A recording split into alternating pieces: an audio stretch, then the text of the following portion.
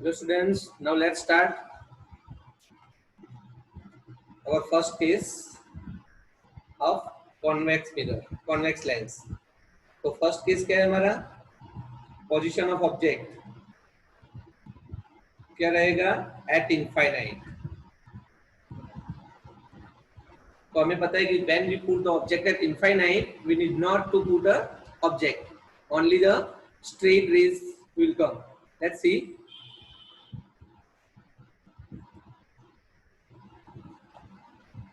तो हमें सिर्फ क्या लेना है? दो पैरेलल रेज लेने हैं, दो या तीन आप पैरेलल रेज लोगे. And we know that after the refraction, अगर रेज प्रिंसिपल एक्सिस को पैरेलल है तो after the refraction they will passing from the focus, वो फोकस में से पास होंगे. इसका मतलब क्या हुआ यहाँ पे? The position of image, the position of image कहाँ पे मिली? Eight f2. ये भी लिख सकते हो बिहाइंड द लेंस. नेचर क्या रहेगा? Real and inverted. Why real and inverted? Because after the refraction ये दोनों रेज ऑटोमेटिकली मिल रहे हैं, हमें उसमें कोई एक्सटेंड करने की जरूरत नहीं पड़ी है. एंड द साइज, अगर ऑब्जेक्ट बहुत दूर होगा तो इमेज हमारी कैसी मिलेगी? Very very small. Okay students, now let's see the second case. तो क्या रहेगा सेकंड केस में? भी दूर से थोड़ा नजदीक आएंगे, यानी ऑब्जेक्ट हम कहाँ पे पुट करेंगे? ऑब्जेक्ट पोजीशन रहेगी हमारी बियॉन्ड 2f1, बियॉन्ड 2f1. तो let's put the object beyond 2f1. अभी क्या करेंगे? इमेज ऑब्टेन करने के लिए हमें मिनिमम 2 रेज चाहिए. हमने आगे के वीडियो में देखा हुआ है कि there are 3 types of rays used for obtain the image in the convex lens, but for this we need only the 2 rays. Let's see the one rays that is parallel to principal axis, and ये parallel rays after refraction passing from the focus f2. और दूसरा raise हम लेंगे optical centre में से पास होता हुआ, and optical centre में से जब रेज पास होता है तो वो रिफ्रैक्ट नहीं, सीधे सीधा रिफ्लेक्शन हो जाता है, मतलब कि उसकी डायरेक्शन चेंज नहीं होती है. तो लेट्स सी, यहाँ पे दोनों रेज जहाँ पे इंटरसेक्ट हुए हैं वहां पे हम हमारी इमेज बना रहे हैं. तो ये इमेज हमें कहाँ पे मिली? Between f2 and 2f2. तो लिखेंगे यहाँ पे पोजीशन ऑफ इमेज कहाँ पे मिली? Between f2 and 2f2. Nature क्या रहेगा इसका? बिल्कुल सेम, पांचों केस में सेम रहेगा, real and inverted. And size तो आपको फिगर में से पता चल रही है कि यहाँ ऑब्जेक्ट के कंपेयर में साइज स्मॉलर है, बहुत छोटी नहीं है बट स्मॉलर. तो क्या लिखेंगे? Smaller than the object, smaller than object. Okay student, तो यहाँ पे दो केस हमारे कंप्लीट हो गए. Now let's talk about the third case. Okay, let's see then next case, third one. तो कहाँ पे ऑब्जेक्ट को हम पुट करेंगे? Position of object at 2f1, at 2f1. तो चलो ऑब्जेक्ट को हम 2f1 पर पुट कर रहे हैं. तो देखते हैं हमें पोजीशन कहाँ पे मिलती है. ऑब्जेक्ट इमेज को ऑब्टेन करने के लिए we need 2 rays. One rays is taken up parallel to the principal axis. Principal axis को पैरेलल रेज आफ्टर रिफ्रैक्शन कहाँ से पास होगा? f2 में से. और दूसरा रेज लेंगे ऑप्टिकल सेंटर में से, एंड ऑप्टिकल सेंटर में से जो रेज पास होता है वो कहीं पे भी बेंड नहीं होता है, सीधे सीधा चला जाएगा.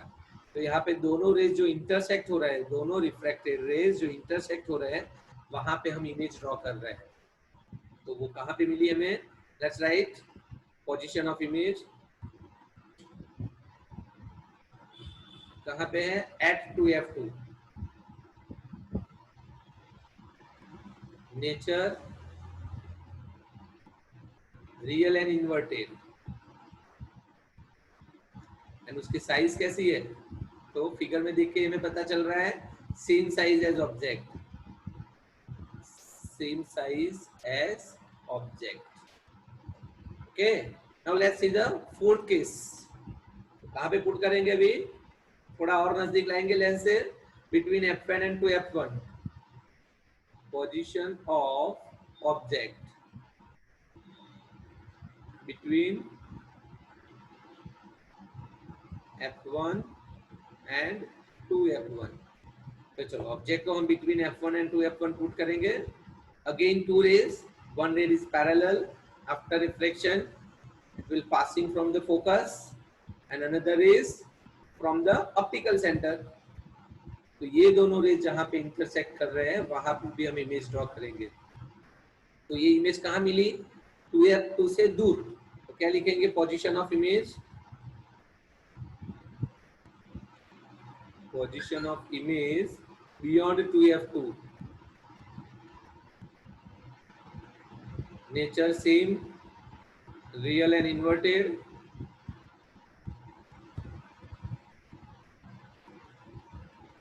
और साइज. तो फिगर में देखिए हमें पता चल रहा है कि ऑब्जेक्ट के कंपेयर में इमेज बड़ी है. तो क्या लिखेंगे? Bigger than the object. Bigger than object. Okay.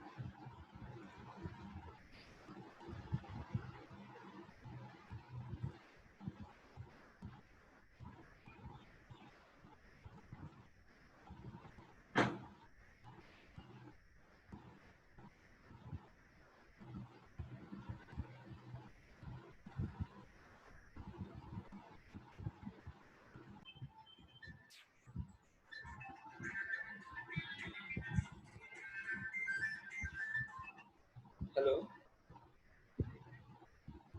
Hello, कौन बोलो? હું હવે અહીંયા છું, ઓફિસે છું, એ ઘરે હશે. ઓકે ઓકે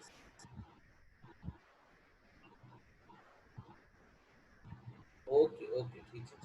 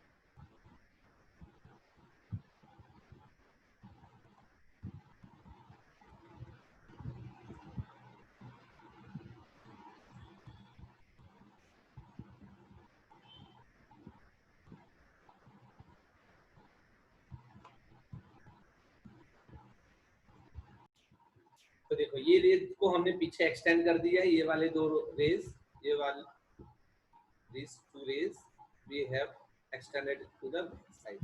ओके ये दो रेज, तो ये दोनों यहाँ पे मिल गए।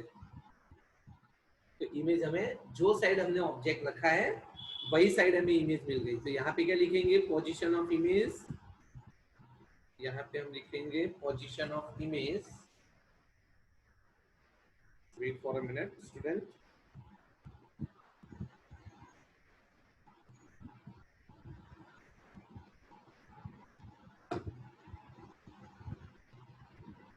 ओके तो पोजीशन ऑफ इमेज यहाँ पे हमारी हो गई सेम साइड एज ऑब्जेक्ट। क्या लिखेंगे, सेम साइड एज ऑब्जेक्ट, मतलब ऑब्जेक्ट जो साइड पे है वही साइड पे हमें इमेज मिल रही है।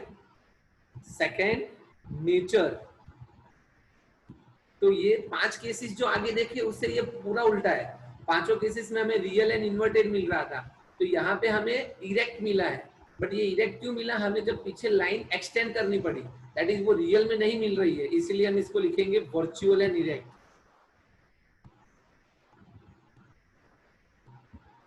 एंड द साइज वो तो आपको दिख रही है, ऑब्जेक्ट से बड़ी है तो लिखेंगे bigger than object. Okay student, तो ये हमारे कॉन्वेक्स लेंस के 6 केसेस कंप्लीट हो गए। Now let's talk about the 2 cases of concave lens. तो ये हमारा कॉन्केव लेंस, इसको हम डाइवर्जेंट लेंस भी बोल सकते हैं। डाइवर्जिंग लेंस, कॉन्वेक्स था, वो था हमारा कन्वर्जिंग लेंस। वहां पे रेस कन्वर्ज हो रहे थे, यहाँ पे एक दूसरे से दूर जाएंगे। तो पहला केस लेंगे हम, पोजीशन ऑफ ऑब्जेक्ट, बिल्कुल आगे वाले जैसा, एट इनफाइनाइट। तो हमने कॉन्वेक्स में देखा था कि जब भी ऑब्जेक्ट इनफाइनाइट पोजीशन पर होता है तो हमें ऑब्जेक्ट ड्रॉ करने की जरूरत नहीं है, सिर्फ हम क्या लाएंगे, पैरेलल रेज आने देंगे। तो लेट्स सी, तो 2 पैरेलल रेज आ गए, बट ये दोनों रेज एक दूसरे को कैसे है, डाइवर्जेंट है, मतलब ये आगे जाके मिलने वाले नहीं है। तो we have to extend them on the back side, हमें उसको पीछे के साइड एक्सटेंड करना पड़ेगा ऐसे। तो both will be meet at f1। तो क्या लिखेंगे, position of image at f1। Nature, तो यहाँ पे तो डाइवर्जेंट है, हाँ ओरिजिनल तो मिलते नहीं है, हमें उसको पीछे एक्सटेंड करना पड़ा है, इसीलिए virtual and erect, virtual and erect. And size, obviously object बहुत दूर है तो इसकी इमेज हमें वेरी स्मॉल मिलेगी, very very small, highly diminished. Okay, now let's see the second position. तो सेकंड पोजीशन में हमें क्या लेना है, जैसे कि हमने कॉन्वेक्स में अलग अलग पोजीशन में डिवाइड किया था 6 पार्ट में, यहाँ पे सीधा इनफाइनाइट से लेके ऑप्टिकल सेंटर पे कहीं पे भी आप रखो ऑब्जेक्ट को, पोजीशन ऑफ ऑब्जेक्ट कहाँ पे रखेंगे, at infinite to optical centre, मतलब इनफाइनाइट से ऑप्टिकल सेंटर में के बीच में कहीं पे भी आप रखो ऑब्जेक्ट को, तो इमेज हर एक उसकी इमेज की नेचर, उसका साइज और पोजीशन ऑफ इमेज वो सेम ही रहेगा। कैसे है, लेट्स सी। तो यहाँ पे हम लेट एग्जांपल f1 और 2f1 के बीच में ऑब्जेक्ट रख रहे हैं, तो एक रेज जाएगा वो पैरेलल। अभी यहाँ पे जो पैरेलल रेज है वो after refraction appear to passing from focus, वो हमने आगे देखा था, it is appear to passing from focus, actually वो फोकस में से पास नहीं होगा, but it will appear to passing from the focus, यानी कि हम यहाँ से इसको एक्सटेंड करेंगे, तो ये रेज पीछे के साइड एक्सटेंड हो गई। और दूसरा रेज हम लेंगे पासिंग फ्रॉम ऑप्टिकल सेंटर, और ऑप्टिकल सेंटर वाला तो सीधे सीधा निकल जाएगा, कहीं पे भी बेंड नहीं होगा। तो ये दूसरा रेज हमने लिया, that is passing from the optical centre, तो वो बिना रिफ्लेक्ट हुए सीधे सीधा पास हो जाएगा। तो हमें क्या देखना है कि इमेज हमारी कहाँ पे मिली, जहाँ पे दोनों रेज इंटरसेक्ट हुए, तो हमारे दोनों रेज यहाँ पे इंटरसेक्ट हो रहे हैं, तो हमारी इमेज यहाँ पे मिल रही है हमें।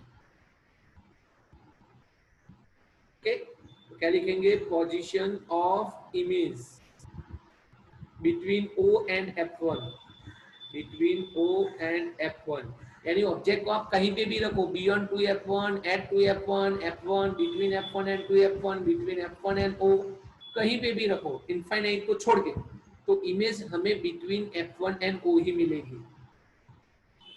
उसका साइज कैसा रहेगा, तो दिख रहा है आपको, स्मॉलर देन द ऑब्जेक्ट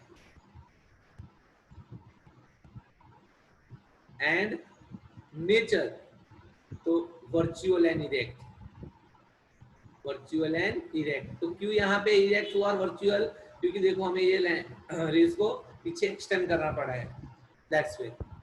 तो स्टूडेंट यहाँ पे कॉन्वेक्स के 6 और कॉन्केव के दोनों केसेस हमारे कंप्लीट हो चुके हैं। तो जैसे हमने वो 5 के लिए हमने टेबल बनाया था, तो ये एक टेबल है आपके 2 पोजीशन के लिए। ओके, नाउ जैसे मिरर में हमारा फॉर्मूला था, याद कर देते हैं एक बार, 1/f is equal to 1/v plus 1/u। बिल्कुल वैसा लेंस के लिए फॉर्मूला है 1/v माइनस 1/u।